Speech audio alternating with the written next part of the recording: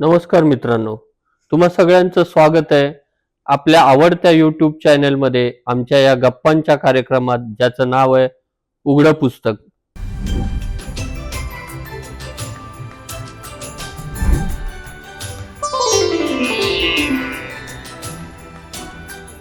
Sir, म्हणजे कीर्तीमध्ये शिकत असताना तुम्हाला एक विषयाचा ध्यास घेतला. म्हणजे आपण वैद्यकीय क्षेत्राकडे वळलं पाहिजे हे तुम्हाला कुठेतरी जाणवलं नक्की होतं. आणि तो ध्यास घेत घेत तुम्ही सायन आयुर्वेद महाविद्यालयामध्ये पाऊल टाकलं. तर या सायन महाविद्यालयामध्ये वैद्यकीय शिक्षण घेत असताना तुमच्या व्यक्तिमत्वाला अनेक पैलू पडत गेले. म्हणजे तो एक सायनचा सहवास किंवा तिथल्या एक वातावरणाचा परिणाम म्हणता येईल किंवा त्या मित्रांचं जी संगत तुम्हाला लाभली त्यामुळे तुमचं व्यक्तिमत्व असं खुलत गेलं. खरं तर मला जो तुमच्यामध्ये जो दडलेला नट आहे ना, तो त्याविषयी मला खरं तर थोडं जाणून घ्यायचंय. कीर्तीमध्ये असताना तुम्हाला अभिनयाची गोडी लागली, पण हे अभिनयाला जे पोषक वातावरण आहे किंवा त्याला पोषक खाद्य तुम्हाला ते सायनमध्ये मिळालं. कारण मीही सायन्सचा माजी विद्यार्थी असल्यामुळे आणि अभिनय हे आपला कॉमन स्वारस्य म्हणता येईल किंवा आवड म्हणता येईल. तर ते अभिनय करत असताना काही गमती-जमती घडल्यात. तर थोडंसं त्यावर प्रकाश टाकला तर खूप ऐकायला बरं वाटेल. तर ना, आता तू पैलू वगैरे म्हणालास, लोकांना बरंच काहीतरी मोठं आहे असं वाटेल. असं नाहीये. मला पटकन एका वाक्याची आठवण झाली. संस्थेला जेव्हा 60 वर्ष पूर्ण झाली, त्यावेळेला मी एक त्या ह्याच्यामध्ये स्लोगन दिलेलं होतं, की आयुर्वेदातील हिऱ्यांना पैलू पडणारी संस्था. कळलं की नाही? तर तो पैलू शब्द तसा डोक्यात बसला असेल किंवा रक्तामध्ये भिनला असेल. नाही पण सर हे आम्ही अनुभवलंय. हो, एकांकिकेमध्ये निश्चितपणे तिकडे कीर्तीमध्ये होतो, कीर्तीतून इकडे आलो. तर त्यावेळचं स्टेज तुला माहित नसेल की ते आताचे जे स्पेशल रूम आहेत त्याच्या पाठीमागे मातीचं असं उंच हे केलेलं ते स्टेज होतं. त्यावेळचे डॉक्टर आनंद मुजुमदार वगैरे या मंडळींनी त्यात पुढाकार घेऊन ते केलेलं होतं. म्हणजे तेव्हा माझा जन्मही झाला असेल नसेल मला माहिती नाही. 1957च्या अगोदरची गोष्ट आहे. त्या स्टेजवरती ते लोक एकांकिका, ती मंडळी एकांकिका करायची किंवा 3 अंकी नाटकं वगैरे व्हायची तिकडे. अच्छा. ही सगळी जबरदस्त मंडळी. तो वारसा पुढे पुढे पुढे चालत आला. त्याच्यानंतर ते स्टेज जे आहे हे वरती मंडप घालायचा आणि तिकडे व्हायचं, समोर खुर्च्या ठेवल्या जायच्या आणि प्रेक्षक तिकडे बसायचे समोर ग्राउंड मध्ये. आता कॉलेजमध्ये गेल्यानंतर अजित सुहास वगैरे ह्या जे आमचे सिनियर्स आहेत त्या सिनियर्स लोकांनी आपल्या ग्रुपमध्ये घेतलं. ग्रुपमध्ये घेतल्यानंतर मग आम्ही शोधायला लागलो की कोण कशामध्ये, कोण खेळतो चांगला, कोण आणखीन काय करतो, नाटकामध्ये कोण करतो. त्याच्यामध्ये मला विलास भिकाजी इंदुलकर उर्फ बाळा इंदुलकर हे नाव ओळख झाली. आम्ही चांगले मित्र झालो. म्हणजे ही गोष्ट आहे ते 1977. आणि असा 2 बटणं उघडी ठेवणारा मी, एक बटन तर त्याची 2 बटणं उघडी. आणि आयुर्वेदाचं ज्या वेळेला शिकायला सुरुवात केली, जेव्हा काही कळत नव्हतं त्यावेळेला मी त्यांच्यातला सिनियर. म्हणजे मी, इंदुलकर, शिर्के आणि आमचा आणखीन एक मित्र विलास मळेकर, असे आम्ही अभ्यास एकत्र करायचो. एकांकिका ज्या वेळेला व्हायची स्पर्धा, त्यावेळेला स्पर्धा असायच्या, प्रत्येक वर्गाच्या स्पर्धा असायच्या. आणि एखादा वर्ग आपली एक एकांकिका किंवा आणखीन एक एकांकिका आणि पुन्हा कॉलेजची मिळून एक असलेली एकांकिका, अशी एकांकिका सादर करायची.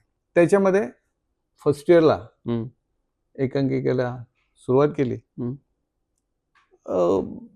येथे बायका मिळतात नावाची एकांकिका होती, वसंत जाधव यांनी लिहिली. आणि ते स्वतः परीक्षक म्हणून आले होते. ग्रेट. आणि त्याच्यात मारवाड्याची जी भूमिका होती ही भूमिका मी केली होती, की ज्या भूमिकेला बरंच काहीतरी वाव होता. आणि ते करताना खरं तर आम्ही रिप्लेसमेंट मध्ये आलो होतो. माझ्या अगोदरचा जो नट काम करणार होता, हा नट स्वतःच ते डायलॉग म्हटल्यानंतर हसायचा, त्याच्यामुळे त्याच्यातला पंच निघून जायचा. म्हणून मला ती भूमिका दिली. म्हणजे पोटाला आता कशी त्या आता पोट दिसू नये म्हणून उशी ठेवली, तेव्हा पोट दिसा म्हणून उशी ठेवली होती. तर ती भूमिका माझ्याकडे होती.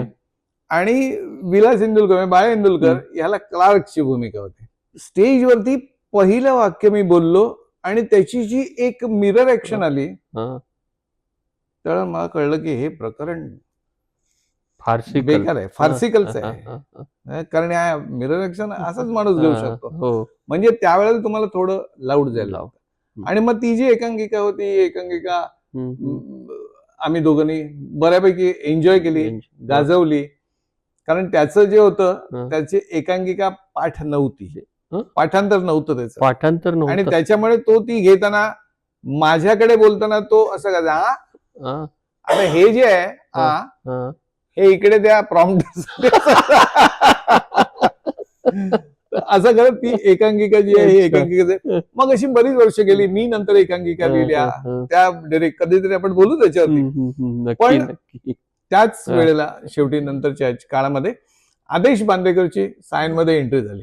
अच्छा, आदेश बांदेकर भाऊजी आपले. हो, आदेश. तर तो कॉलेजमध्ये आल्यानंतर तो डिरेक्ट करायचा सगळे कार्यक्रम जे ते तो करायचा गॅदरिंगचे, म्हणजे नाच बसवणं, अमुक करणं, तमुक करणं असं. आणि त्यावेळेला आम्हाला जागा नव्हती प्रॅक्टिस करायला. त्यामुळे प्रॅक्टिस कुठे, तर ती अॅनाटॉमी हॉलमध्ये. अच्छा, अॅनाटॉमी हॉलमध्ये. हा, म्हणजे आतमध्ये कलेवर, बाहेर सगळे कलाकार. कळलं ना. आणि त्याच्यामध्ये त्या एकांकिकेची प्रॅक्टिस व्हायची. तिकडे जसं मी लहानपणाचं सांगितलं की संसाधनं नव्हती, तशी तिकडे पण नव्हती. त्याच्यामुळे एक ड्रम वाजवायला संदीप सातर्डेकर नावाचा आमचा मित्र यायचा. शेवटचा काळ होता, जशी रंगीत तालीम येते तशी आदेशने रंगीत तालीम घ्यायला सुरुवात केली. रविवारचा दिवस होता. सकाळपासून ते जे चालू होतं. बरं, मध्ये खायला वगैरे काय, तो उसळ पाव, म्हणजे उसळ लिमिटेड, पाव पाहिजे तेवढे. ते पाव घ्यायचे आणि त्याच्याबरोबर पाव लिटर 2 लिटर पाणी प्यायचं आणि ते फुगवायचे. पोटात फुगले की ते भूक वगैरे काही लागत नाही. अशी ती सगळी प्रॅक्टिस चाललेली होती. तो बिचारा वाजवत वाजवत रात्र झाली त्याच्यात. तो म्हणाला आता माझे हात दुखायला लागले, आता थांबव नाही नॅचरली. तर आदेश त्याला म्हणाला, तुला चांगला ड्रम वाजवणार, ड्रमिस्ट पाहिजे ना, वाजव. थोड्या जरा वगैरे मालवणी होता. आता हा काय करायचा, आला की तो आपलं काचेचं बॉक्स आहे ज्याच्यामध्ये आपण स्केलेटॉन ठेवतो. तर ते सांगाडा जो आहे, सांगाडा, तर त्या आम्हाला सगळ्यांना हात मिळवायचा, काय कसं असेल, कसं असेल, कसं असेल, तसं तो जायचा आणि त्या सांगाड्याला पण, कारण आम्ही असायचो ना तिकडे, सांगाड्याला हात मिळवायचा. आणि त्यांनी त्याचं नाव बबन्या असं नाव ठेवलं होतं. आणि तो विचार काय, सांगाड्याचं नाव बबन्या, सांगाड्याचं नाव बबन्या. आणि त्यांनी हात मिळवायचा आणि काय बबन्या कसं असं वगैरे असं करून त्याचं एक मजा चालायची. त्याची प्रॅक्टिस खूप वेळ चालली. मध्ये जेव्हा आदेशने ब्रेक दिला त्यावेळी म्हटलं, आता बाहेर हिरवळ होती त्यावेळेला, आता जर की पेवर ब्लॉक नव्हते, त्या हिरवळीवरती येऊन ते घंटी सायकलवरून घेऊन येतात ना कॉफी, ते अण्णा आले की त्याच्याबरोबर कॉफी घ्यायची. त्याला बोल, आम्ही बाहेर पडलो. मी चल संदीप आपण. तो म्हणाला, नाही थकलं, मी झोपतोय, मी निसतोय. मालवणीच असं. आणि तो त्या लादीवरती पडला आणि दुसऱ्या मिनिटाला तो घोरायला लागला. मी आणि आणखीन माझ्याबरोबरची मित्रमंडळी होती.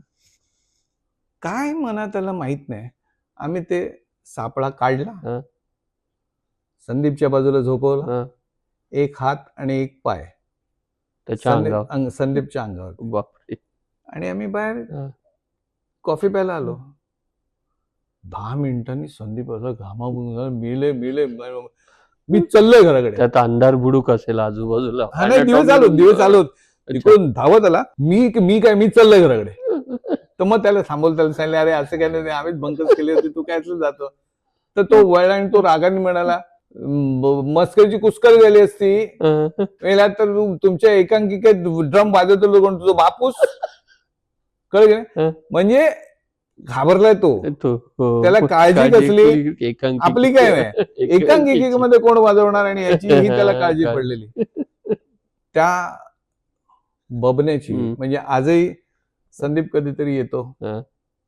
कॉलेजमध्ये आला की तो भेटतो, हा. काय कसं असंस वगैरे असं विचारतो. आता मोठा माणूस झालाय आणि अगदी अगत्यपूर्वक हा.